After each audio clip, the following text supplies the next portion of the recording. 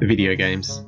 Wikipedia defines video games as an electronic game that involves interaction with a user interface to generate visual feedback on a video device such as a TV screen or computer monitor. Whether that is true or not is neither here nor there, but what is unequivocally true is that video games are flippin' awesome.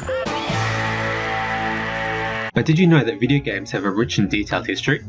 The first documented video games was developed by two laboratory scientists who were dicking around on their oscilloscopes.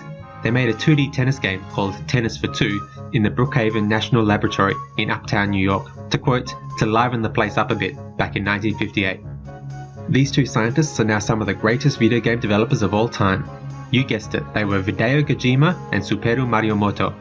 Right after, they started development on the first home console called the Super Oscilloscope 64, which was unfortunately shut down for being inappropriate use of research grant funding.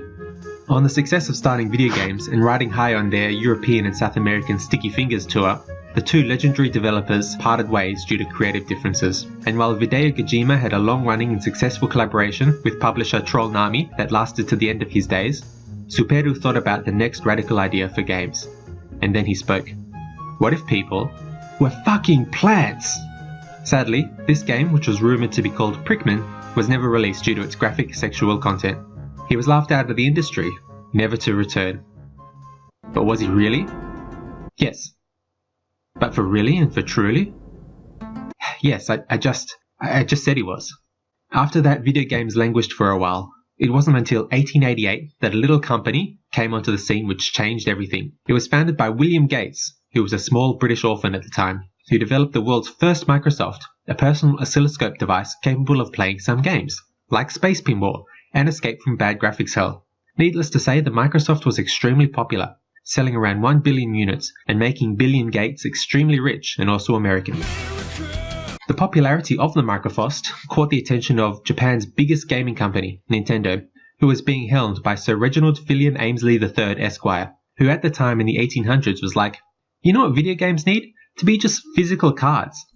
And in 1901 they released the Nintendo Labo, which was anticipated to grip the world by storm. Unfortunately, it only sold 3 copies, as all the hip and happening youths of today went out and bought Fortnite instead. And so Nintendo realized that the video aspect of video games was probably extremely fucking important. And so they got to work developing motion controls, because who the fuck knows what the thought process of anyone at Nintendo is. But the success of Macrohard led to the rise of another Japanese game developer, Smegma. Smegma were all about developing the funkiest, crustiest games they could imagine. And while Nintendo decided to start making toys, legendary developer Sonic Team worked on a new character. A blue creature who could leverage the power of blast processing to travel from stage left to stage right extremely fast. This character was, of course, the iconic Bash the Cramdicoot.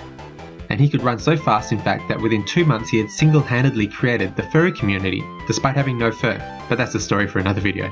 And so video games had a conundrum. Where does one go from here? How does one go faster than Smash Bandicoot? Unfortunately, as Einstein had postulated in his theory of general relativity, and his much less popular theory on Rule 34 that he blogged about on his DeviantArt account, it is impossible to go any faster with the current laws of physics. Even in video game physics, which were like real physics' estranged cousin thrice removed and given LSD instead of breast milk. Video games had reached their peak, and the larger they are, the larger they fall. It started innocently enough.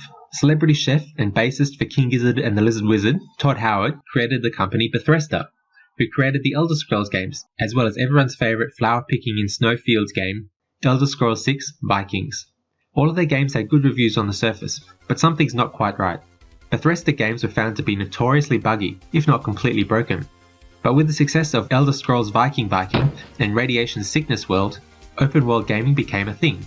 Developer Ubisoft, who up until then had focused on games whose characters were missing enough limbs to be eligible for Obamacare subsidies, then started following this mantra. For instance, their flagship series Assassin's Deed are particularly full of important tasks which are cool and not menial at all, filling the world with meaningless junk that serve no real narrative purpose or interesting task for the player. It was just to pad the game length out. That's what players want, more hours for their buck. But this introduced the concept of grind, which had not existed in human consciousness prior, particularly among blacksmiths.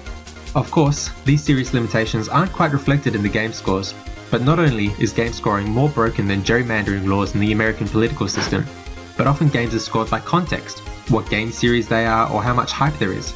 Because, understandably, reviewers don't have enough time to complete all the games that are released, particularly the grindy, bloated AAA titles. Except that sometimes, game reviewers can't even play the game. I'm sorry, you don't have to be an esports player or even define yourself as a video game player, but you at least need to have some literacy or comprehension of games. It's like being a movie critic who's blind and deaf. Hey, this is a good movie. That's not to say that all games were shite. There were still plenty of ambitious developers attempting to break the mold.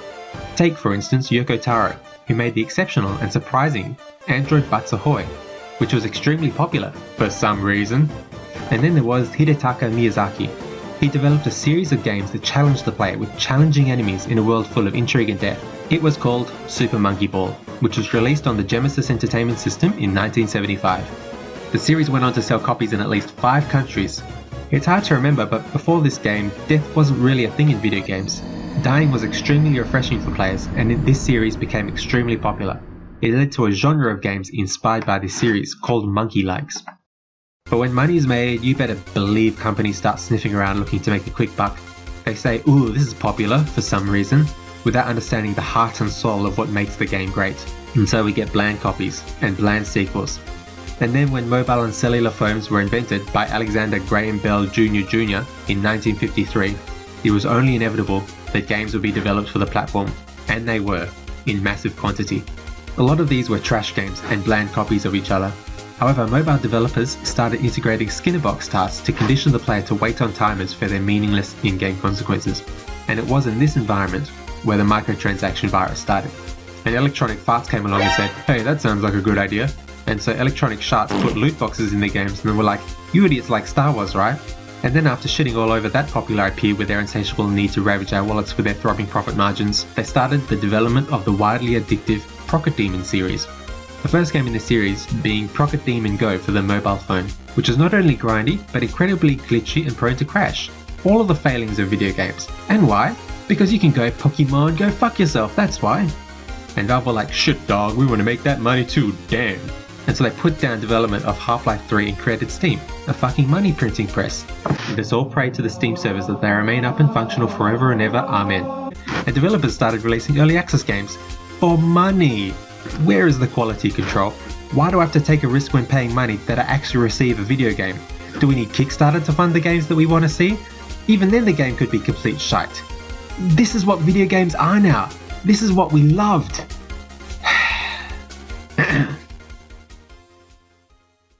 But that's not the end of the story.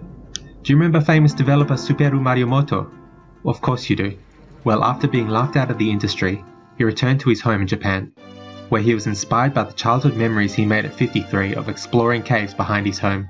With this inspiration, he stepped back into developing games of the video variety, and ended up creating the most biggest and largest of the video game series, which is also popular and cool.